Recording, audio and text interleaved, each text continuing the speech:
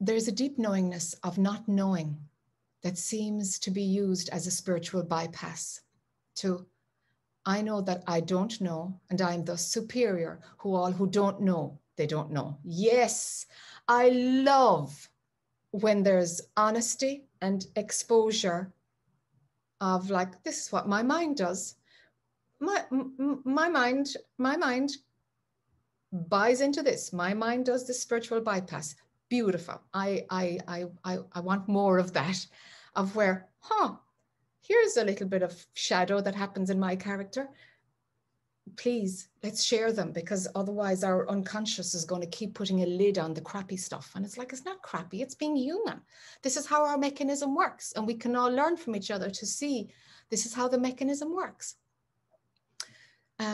So David has shared, there's a deep knowingness of not knowing that seems to be used as a spiritual bypass. And it goes like this. I know that I don't know, and I am thus superior to all who don't know. They don't know. It's great. It's great. Spiritual superiority is quite a thing, isn't it? And so cultivate humility, David. Cultivate humility. Do you know one guy who has that nailed as the Dalai Lama? He's a good example. And way back on my spiritual path, before I didn't physically meet the Dalai Lama, but I went to a course that he was giving in Scotland. But before that, I was like, that guy doesn't know much. I mean, it's very basic, the stuff he's talking about. Okay, fine. He, lifetime after lifetime, he inherits being the Pope of Buddhism. All right. And then I went to a talk and I'm like, oh, okay. This guy doesn't need to give deep spiritual teachings. He can talk about loving his neighbor. He can talk about the lightest, simplest things with no need to address people might think, which was me, people might think I'm a simpleton, that I've got no depth and no spiritual wisdom. No part of him was editing his own thinking processes or presentation in order to invest in how he would be received. That kind of authenticity, that's humility. There it is. There it is. And so honoring the seat of wisdom that you have attained, it's like, I know that I don't know. Now I'm going to live from there. So the moment that you've left it and you're assessing where somebody else is at, if you're using that in order to bolster yourself up, well, that's not the I don't know place. It's not. It's not. It's not. Let's see. I'd like, okay, talking about the Dalai Lama, a Buddhist thing might be, well, have compassion for those. Swap out the superior complex for compassion. You can try that. But my approach right now is like, notice it. Here's the superiority complex.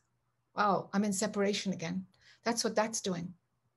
So I've left the I don't know, and my mind is using it to feel superior because I obviously feel inferior. I obviously have something to heal because I'm not good enough right now. And I need to have a spiritual sentence to prop me up so that I am good enough. What's that about? Go in there and heal that. Go in there and heal that. And cultivate humility to where, however I am received, I no part of me wants to compare me to others. No part of me is interested in supporting that level of separation anymore. So it's about seeing through the refuge that your mind has said is available in the superiority complex. There's a feel-good factor there, huh? There's a feel-good factor there, but all it's doing is covering a wound, because our mind needs a feel-good factor when there's something painful that we don't want to see. So a superiority complex is always a camouflage for an inferiority complex, for I'm not enough. So that's where we go. And that will be keeping alive the subject-object perception and the feel-good factor when I go to a superiority complex. So this is why I'm at the moment not advocating. I can't say I don't, because, you know, I could be doing it in 6 months' time. At the moment, I'm not advocating have compassion for the other person. I'm like, hey, heal your wound. Heal your wound. That gives you some kind of nice feeling for knowing more than.